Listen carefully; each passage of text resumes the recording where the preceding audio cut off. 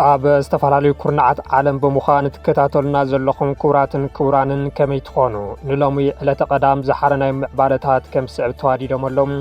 ንቻናልና ላይክ ሼርን ሳብስክራይብ እናገበርኩም ስለትከታተሉና ኣቐዲምና ብምስጋን ፈለማ ዓበይቲ ነጥብታት ክነስምዐኩም። ኣግራብ ዴስኣ ኣብ ከቢድ ብርሰት ከም ዝርከብ ተሓቢሩ። ደን ደስኣ ይሽፍኖ ካብ ዝነበረ 154,000 ሄክታር መሬት ሕዚ 62 ሄክታር ጥራሕ ከም ዝተረፈ ብመጽናዕቲ ተረጋጊጹ። ነቲ ኣብ ዝዋቅር ንኣፍሪካ ዘሎ ፖለቲካውን ዲፕሎማስያውን ወጥሪ ዝያዳ ዘጓህር ሓድሽ ምዕባለ ሎሚ ኣብ ኣስመራ ተመዝጊበሎም። ኣመራርሓ ኤርትራን ግብፅን ዳግም ተራኺቦም ኣሎም። ብሚኒስትር ጉዳያት ወፃኢ ግብፂ ዝተመርሐ ልኡኽ ናብ ኣስመራ ኣምሪሖሎም። ሕቡራት ዓረብ ኤሚሬትስ ኣብ ጎነጻት ኣፍሪካ ከመይ ገይራ ነዳዲ ተሳውር ከም ዘላ ዘመላኽት መጽናዕቲ ዕላው ኮይኑ እቲ ብተመራመርቲ ጀርመን ዝወፀ ሰነድ ኤሚሬትስ ካብ ሱዳን ክሳብ ኢትዮጵያን ሊብያን ከመይ ኢዳ ከም ትእቱን ጎነጻት ክናውሑ ትገብር ከም ዘላን ዝድህስስ እዩ። ፕረዚደንት ዶናልድ ትራምፕ ምስ መዘንኦም ጂ ጂንፒንግ ምስ ተራኸቡ ድሕሪ ሰዓታት ታይዋን ነጻነታ ንኸይትእውጅ ኣጠንቂቖም። ሕዚ ናብ ዝርዝሮም ንጎራብቲ ህዝብታት ዘራኽብ መድረኽ ኣብ ከተማ መቐለ ተሳሊጡ። እቲ ፎረም ርክብ ህዝብን ህዝቢ ዝተባሃለ መድረኽ ጎራብቲ ህዝብታት ብምትሕባር ንኽነብሩ ዝዓለመ እዩ ተባሂሉ።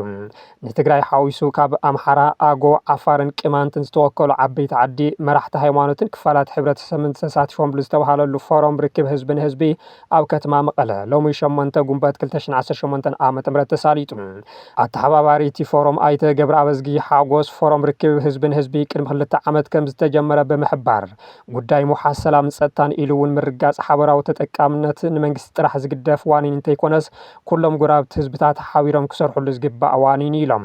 ምክትል ኣካቢ ፎረም ህዝብን ህዝቢ ኢንጂነር ዳኘ ዘሚካኤል ድማ እቲ ፎረም ኣዝዩ ወሳኒ ምዃኑን ናብ ካልኦት ህዝብታት እውን ብዝበለጸ ክስፋሕፋሕ ከም ዝግባእን ገሊጾም። ኩናት ክንደየናይ ጎዳኣ ምዃኑ ኣብቲ ዝሓለፈ እዋናት ከም ዝተረኣየን ካብ ትግራይ ሓሊፉ ንህዝብታት ኣምሓራን ዓፋርን እውን ሃሲቡ እዩ ዝበሉ ኢንጂነር ዳኘም ሕዚ እውን ኩሎም ጎራብቲ ህዝብታት ክነቕሑሉን ንሰላም ሓበራዊ ረብሓን ጠጠው ንኽብሉን ጸዊዖም። መንግስቲ ተቐያያር እዩ፣ ህዝቢ ግና ቋሚ እዩ። ስለዚ ሓበራዊ ረብሓታት ንምርጋጽ ውሑስ ሰላም ንምዕሳልን ስጡም ርክብን ምትሕላይን ክህሉ ይግባእ ድማ ተባሂሉ ኣብቲ መድረኽ ካብ ክልል ዓፋር ዝተወከለ ጸሓፊ ፎረም ርክብ ህዝብን ህዝቢ መንእሰይ መሐመድ ከድር እቲ ፎረም ኣዝዩ ወሳኒ ከም ዝኾነን ኩሎም ህዝብታት ንሓበራዊ ረብሓ ጠጠው ንኽብሉን ጸዊዑ። እቲ በቢግዚኡ ዝግበር ዘሎ ርክብ ህዝብን ህዝቢ ድማ ብዝበለጸ ከም ዝጠናኸር ብወገን ክልል ዓፋር ኣበርቲዖም ከም ዝሰርሑሉ ኣረጋጊጹ። እቲ ፎረም ብተበግሶ ሰናይ ድልየት ዘለዎም ሰባት እዩ ተጀሚሩ እኳ እንተተባሃለ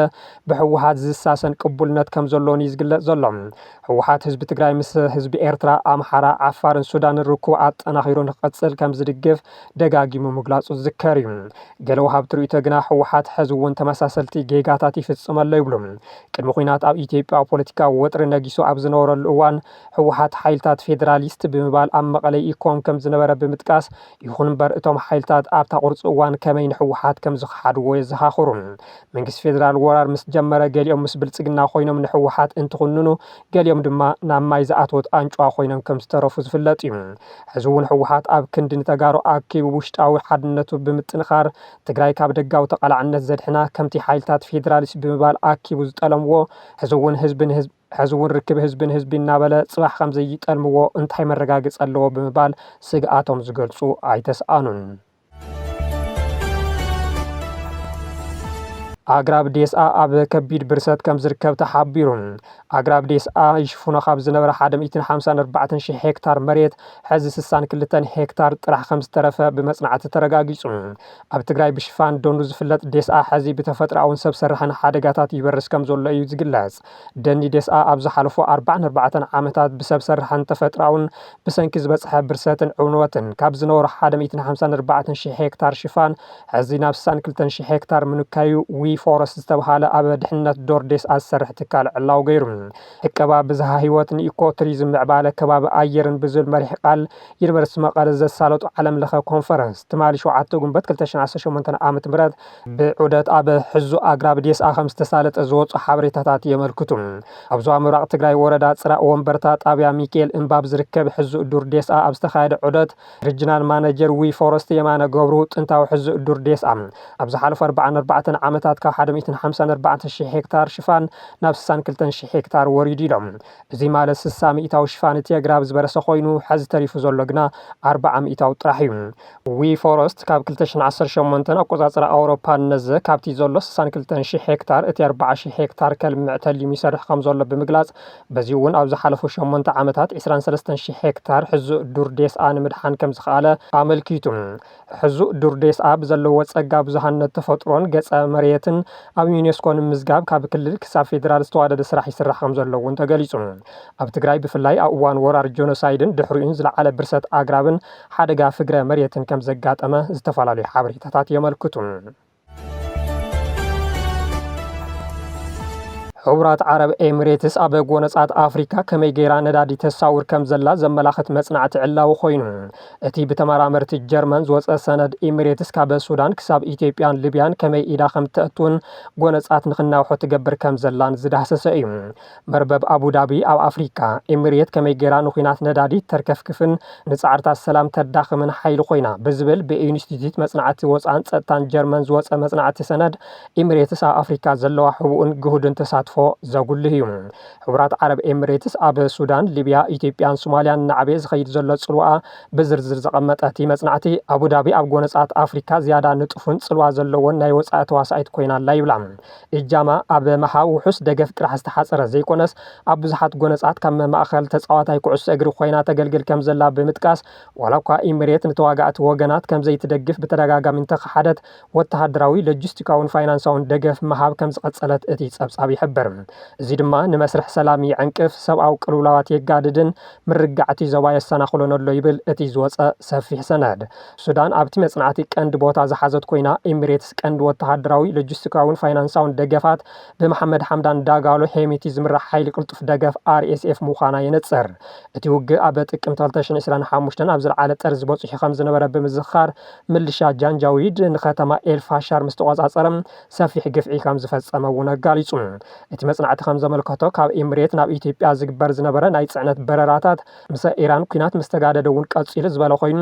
እዚ ቀረብ ብኢትዮጵያ ኣቢሉ ናብ RSF ከም ዝተሓላለፈ ጥርጣሮ ኣቕሚጡ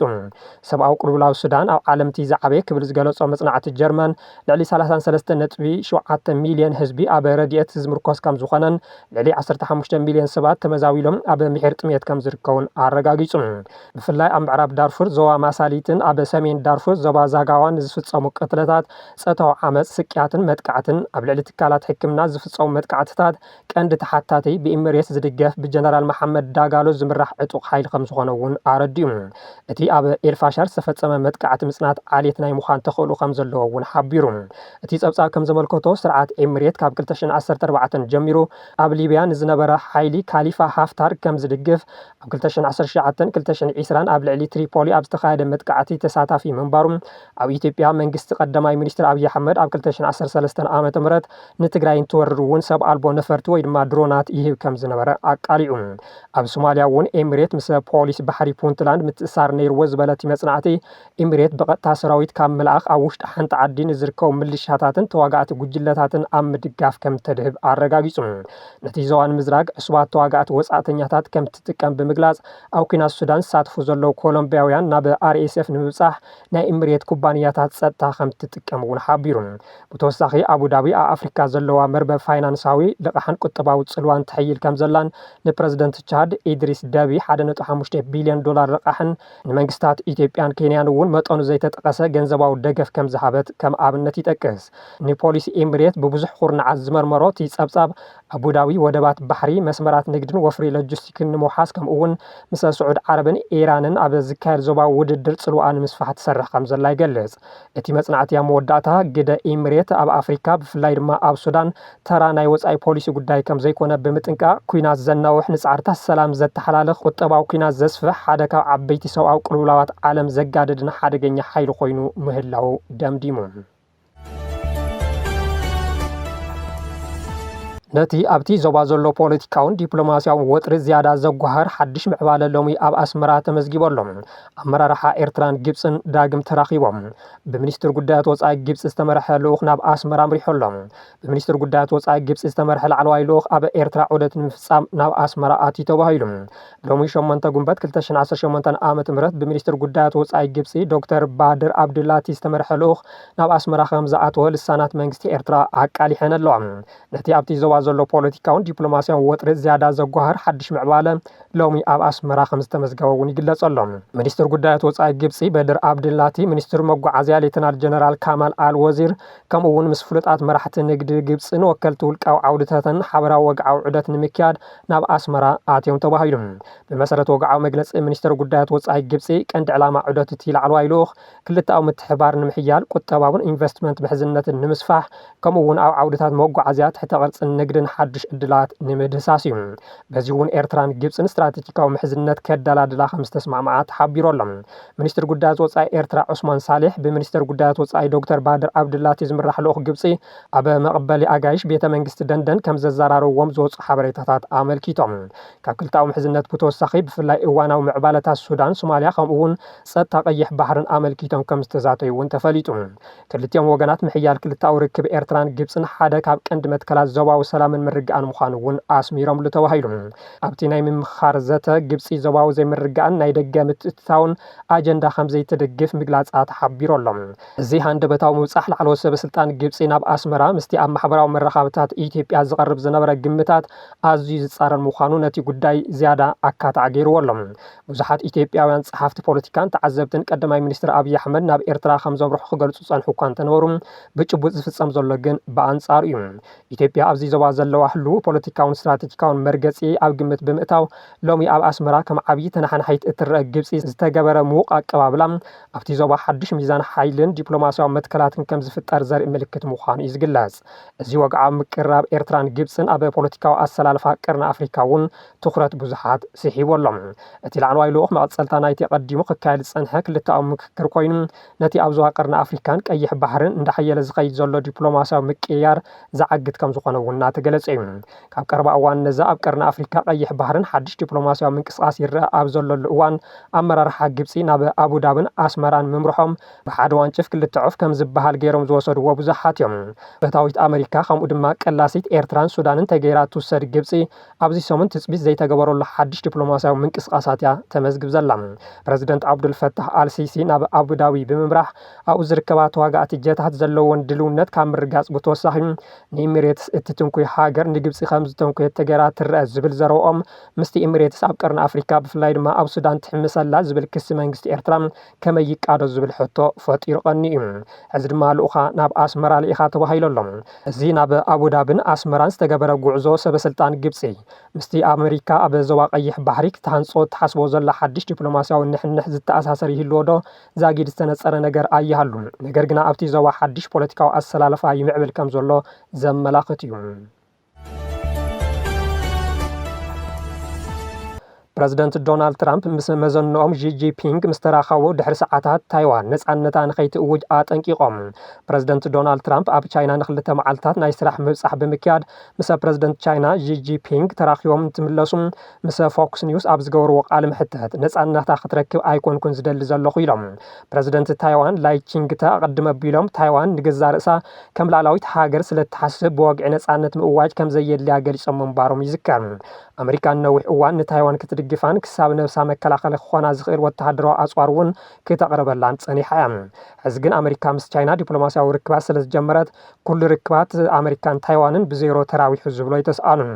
እዚ ድማ ቻይና ምስ ኣሜሪካ ርክባት ንክትገብር ኣሜሪካ ኣብ ሓንቲ ቻይና ክትኣምን ቅድመ ኩነት ኣቕሪባ ክትከውን ከም ትኽእል ይግመት ይኹን በር ትራምፕ ምስ ፎክስ ኒውስ ኣብ ዝገበርዎ ቃለ ምሕትት ኣሜሪካ ኣብ ጉዳይ ታይዋን ዘለዋ መርገፂ ካብ ናይ ቅድሚ ሕዚ ዝተፈለየ ከም ዘይኮነን ከም ዘይተቐየረን እዮም ገሊፆም ይርድአኩም እንተሃልዩ 15 2289 ኪሎ ሜትር ተጓዒዝና ኢና ክንዋጋ እዚ ከዓ ኣነ ኣይደሎን እየ ንሶም ታይዋናውያን ርግእ ክብሉ እየ ዝደሊ ቻይና እውን ርግእ ክትብል እየ ዝደሊ ክብሉ ሽምግልና ሓዘል መልእኽቲ ኣመሓላሊፎም